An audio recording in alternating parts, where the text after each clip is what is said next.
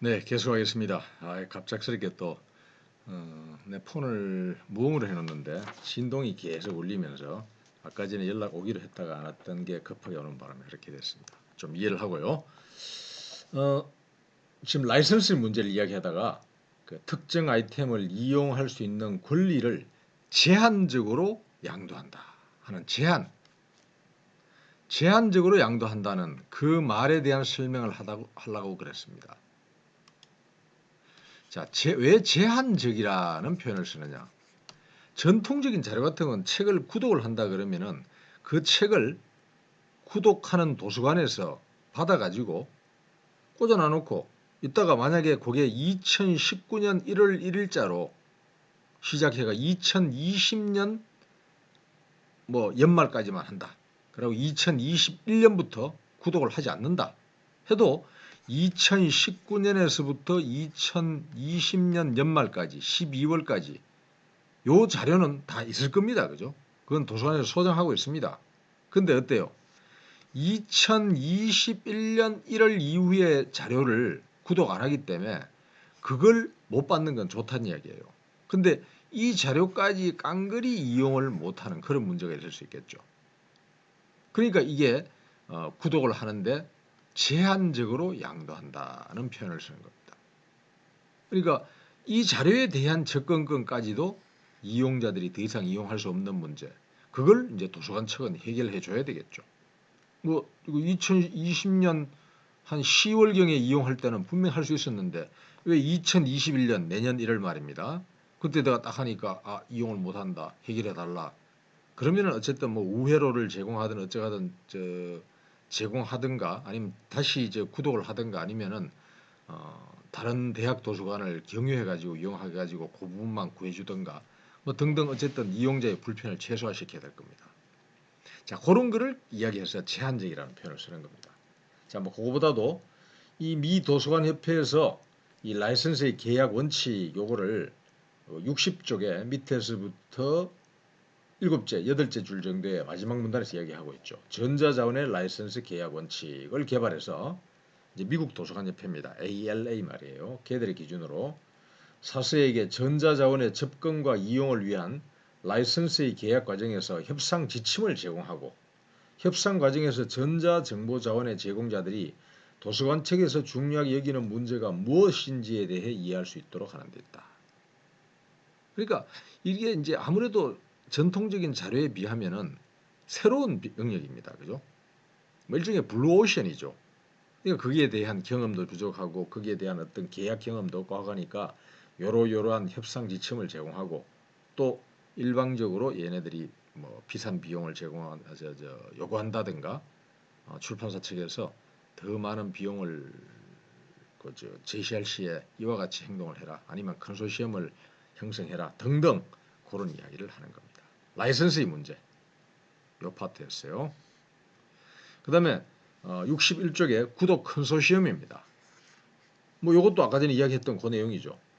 두 번째 줄에 보면 공동 구독 방식을 선호한다.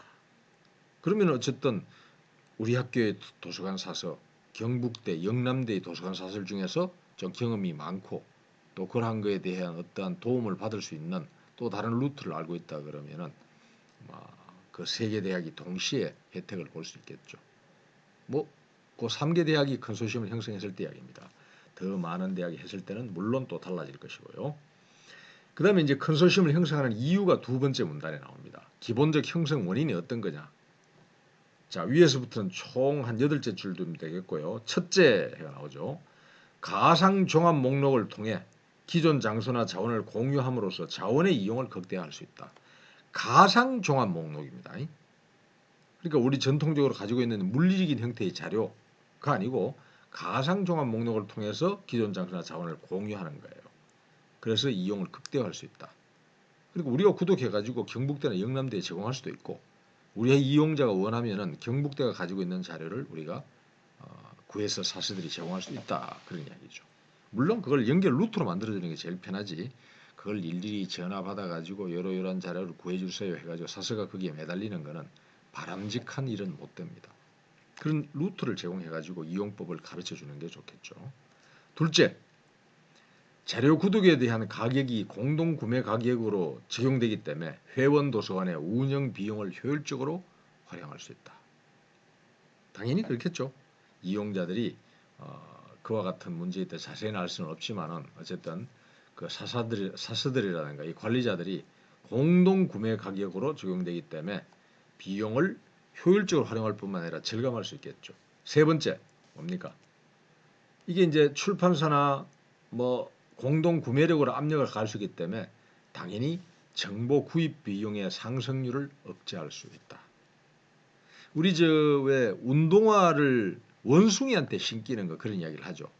원숭이들이 밀림에서 다닐 때 운동화가 뭐 필요하겠어요. 근데 맨날 다니는데 너가 이거 한번 신어봐라 하고 딱 맛을 보여주고는 이 원숭이들한테 나중에는 너 원숭이 그때는 공짜였지만 지금서부터는 돈 내라 그러면은 원숭이의 발바닥에 그 굳은 살이 다 사라져 버리고 그런 뒤에는 그 운동화를 신으면서 편함을 누렸다가 만약에 그게 사라지는 경우에는 안 신을 수가 없겠죠, 그죠? 그러니까 뭐 원숭이들한테 뭐 야자 열매를 더 받는다 어쩐다 뭐 사람한테 적용되는 거 이야기입니다. 어쨌든 그와 같이 그 운동화 값을 처음에는 받지 않다가 나중에는 아무리 높여받아도 원숭이들이 제공해야 되는 그런 상황을 우리가 보통 이야기를 하죠. 그것처럼 이용자들이 뭐 어떤 저널에 딱 이용이 당연히 우리 도서관에 있는 걸로 알고 우리 도서관이 제공하는 걸로 알았는데 어느 순간부터 돈이 너무 비싸져 가지고 처음에는 뭐한 1만 불 그죠? 했는데 그 다음에 가가지고는 뭐 한 5만 불을 요구한다. 비합리적이지만은 얘네들이 그렇게 장사할 수도 있는 거죠. 실제로 그렇게 많이 합니다. 소프트웨어도 그렇고 뭐 이 저널 구독하는 경우도 그렇고. 근데 그런 경우에는 중재 요청도 할 수 있겠지만 이와 같이 구독 컨소시엄을 형성해 나누면은 세 번째처럼 정보 구입 비용의 상승률을 억제할 수 있는 겁니다. 아무래도 다수로 상대할 때 그렇게 횡포를 부리기는 곤란하겠죠. 자, 그러면은 그러한 식으로 구독 컨소시엄에 대한 설명도 그와 같이 되어져 있고요. 그 다음에 이제 네 번째 파트가 PT 자료에는 이렇게 짧게 넣어놨습니다만 협력형 장소입니다. 이것도 이제 협력형 장소도 지금 컨소시엄 형성하는 거랑 조금은 구분이 경계가 불명확할 정도로 좀 유사한 측면이 많이 있습니다. 거기 보면요. 62쪽에 디지털 장소의 협력 보면 상호 협력 절차에 의해 국내외 도서관 및 공공기관 또는 개인이 소유하고 있는 디지털 컨텐츠 장소를 서비스하고 구축하는 경우 그걸 협력형 장소라고 합니다. 그러니까 이거는 국내외 도서관 및 공공기관뿐만 아니라 개인이 소유하고 있는 디지털 콘텐츠 장소도 서비스하는 경우 서로 간에 협력을 해가지고 제공한다. 약간은 뭐 컨소시엄과 차이가 있습니다만 어쨌든 개개인이 들어갔다는 것뿐이지 얼마든지 협력을 하는 겁니다. 뭐 간에 기관들 간에 그리고 개인들 간에 뭐 등등 그런 거예요. 그 다음에 63쪽의 마지막에 있는 디지털 장소의 납본입니다. 자, 납본형 장소라고 할 때 납본이라는 말은 무슨 말입니까? 뜻이 요거죠. 신간도서를 발행했을 때 또는 판권을 얻으려 할 때 법에 의해서 규정된 관청이나 도서관에 납입하는 도서. 이 법은 도서관법일 수도 있고 뭐 그 나라의 뭐 여타의 법률일 수도 있습니다만 어딘가 규정이 되어 가지고 납본 도서관을 지정해 줍니다. 납본 도서관. 그거를 이렇게 디파지토리 라이브러리 혹은 카피라이트 라이브러리 이렇게 부를 수 있는 거죠. 요 납본 도서관은 우리나라 같으면 어디겠어요? 우리나라의 국가 대표 도서관. 대표 도서관은 국립중앙도서관. 우리가 줄여가지고 국중이라고 부르는 거죠.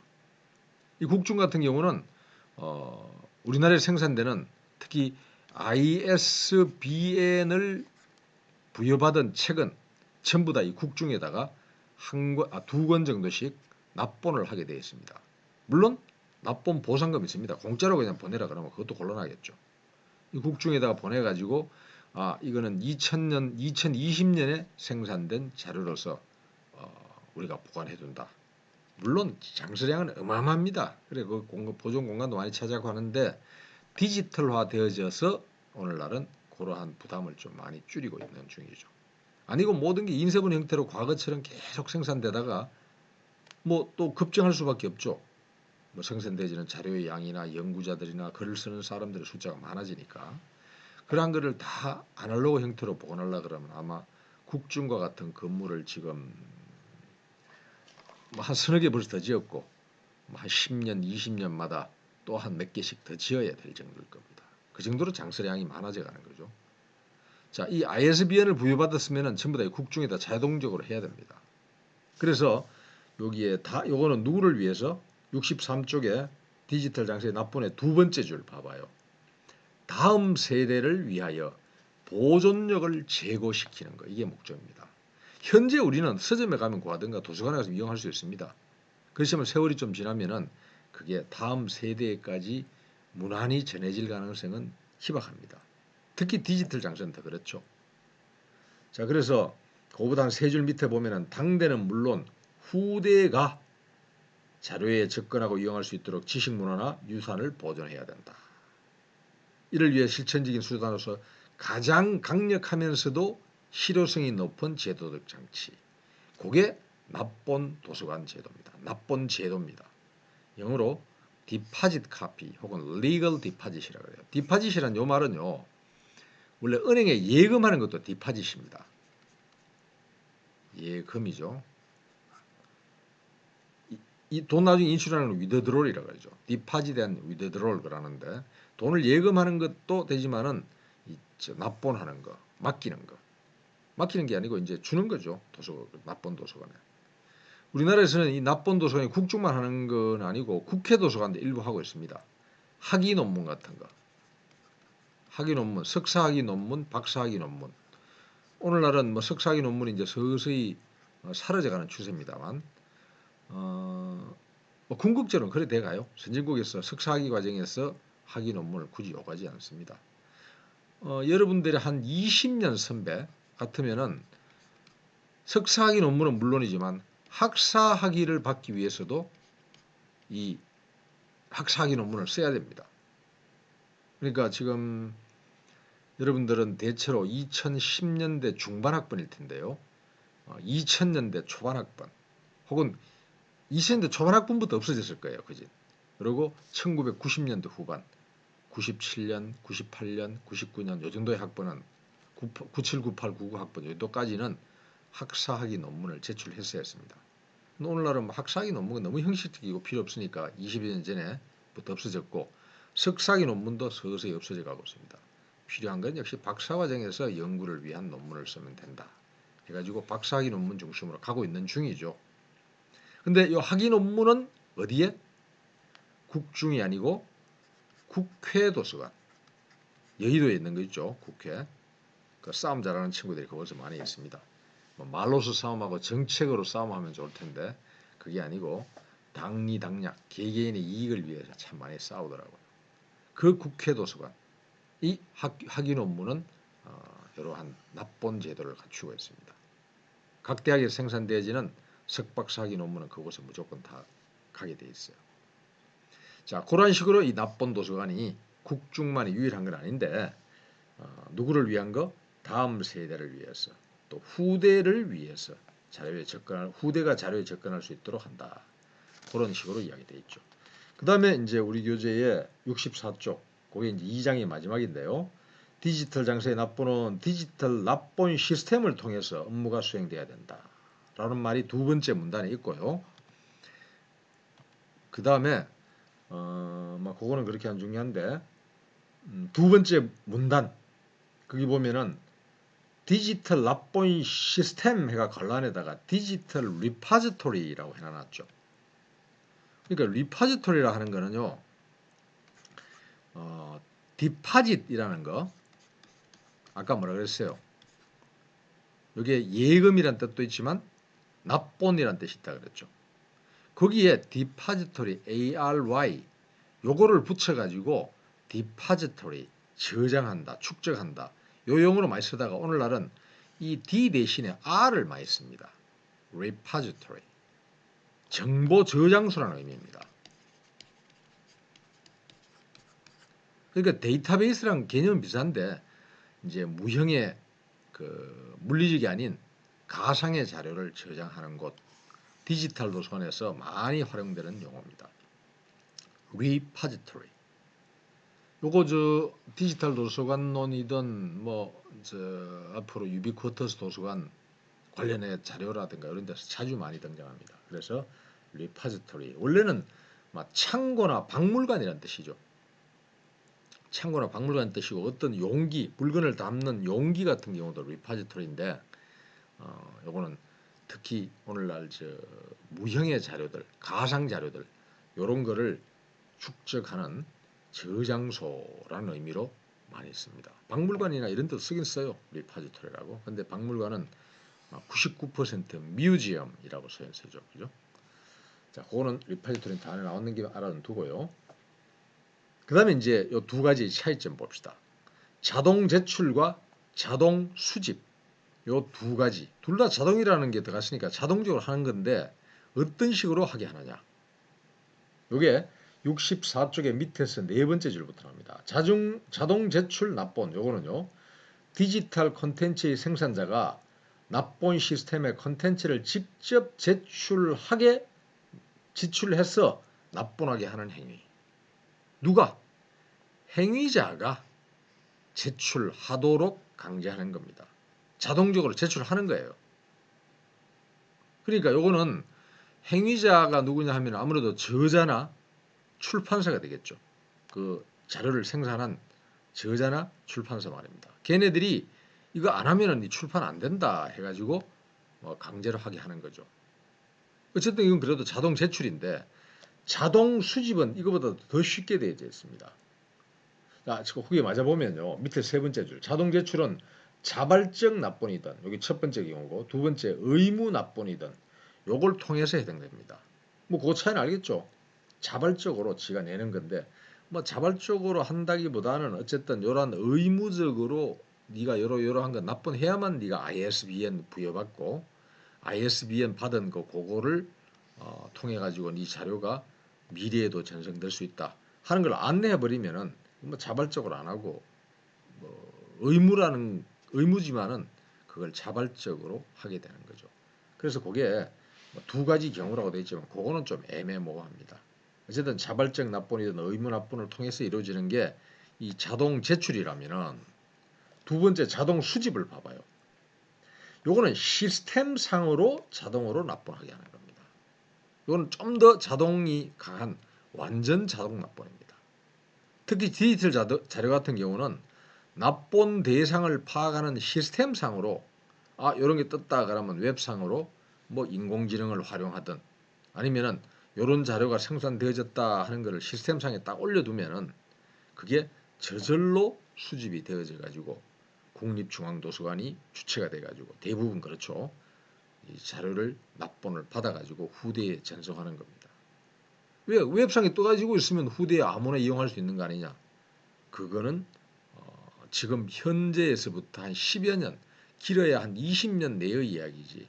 20년 동안에 얼마나 많은 발전과 변화가 있는데 그게 그렇게 된다고 장담은 못합니다. 그걸 주체적으로 관리할 수 있는 시스템뿐만 아니라 기관이 있어야 되겠죠. 그 기관을 정해준 게 우리나라 같으면 국중이다라고 생각해두면 됩니다. 이해해두면 됩니다. 자, 여기까지 2장이 마지막인데 여기에 특히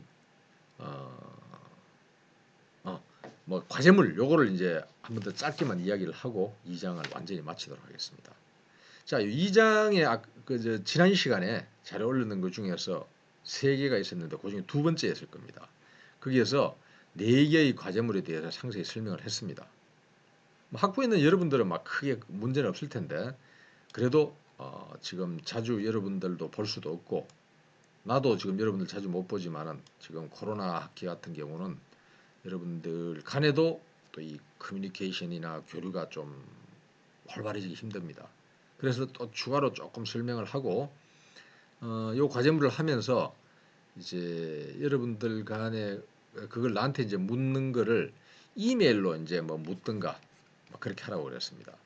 여러분들은 아무래도 선배들하고 같이 수업을 듣는 경우도 있고 또 그 선배들도 동기들이나 또 옛날에 미리 수강했던 다른 선배들하고 한테 이야기를 듣고 이렇게 과목을 수강하잖아요, 그죠? 그래서 정보가 많습니다.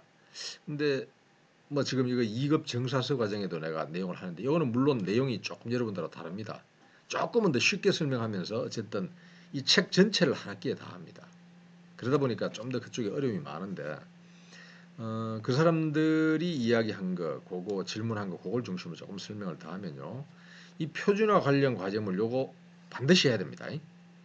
해가지고 그거를 제출하는 거는 11월 26일이지만 지금 중간고사를 볼 가능성이 90% 이상인데 그때도 요거는 공부를 반드시 해두기 바랍니다. SI 접도 요거는 제출 안 한다 그랬어요. 분명히.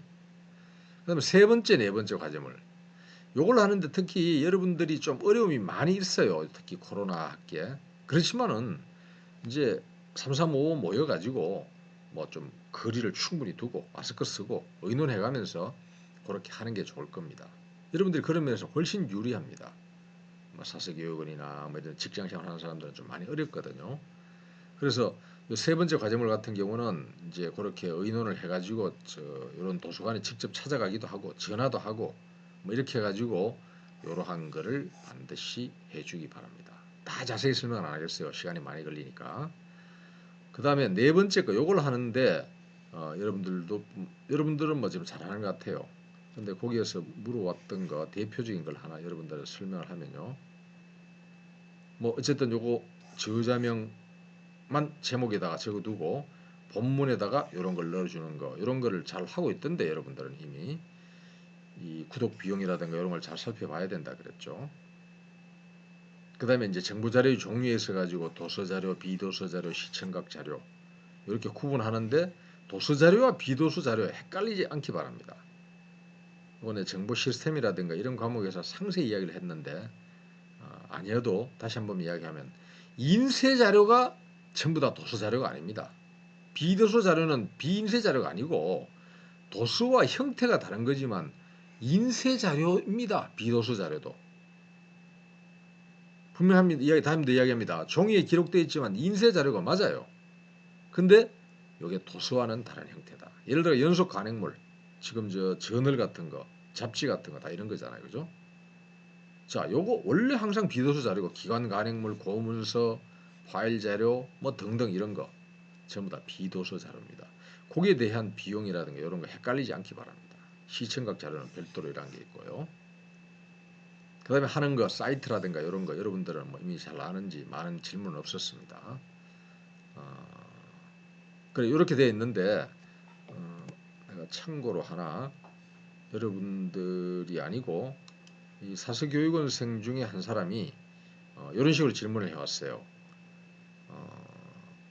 이런 수업 과제를 문의하는데 내가 지금 예제로서 올려둔 요 내용이거든요. 요거 요 세 편의 논문 요거는 이게 지금 검색이 되든 안 되든 아마 검색이 안 될 이유가 없는데 뭐 타이핑을 하면서 그 타이핑 에러를 내가 범했던 아니면 그 학생이 범했을 수도 있습니다. 이런 식으로 타이핑 에러를 했기 때문에 이거를 검색을 못할 수도 있어요. 근데 그게 중요한 게 아닙니다. 여기다 자리를 올리는데 질의응답에다가 내가 먼저 똑같이 이렇게 올려놨습니다. 올려놓고 이 세 사람의 저자명은 제목에 들어가 있지만 이 세 편의 논문은 중요한 게 아닙니다.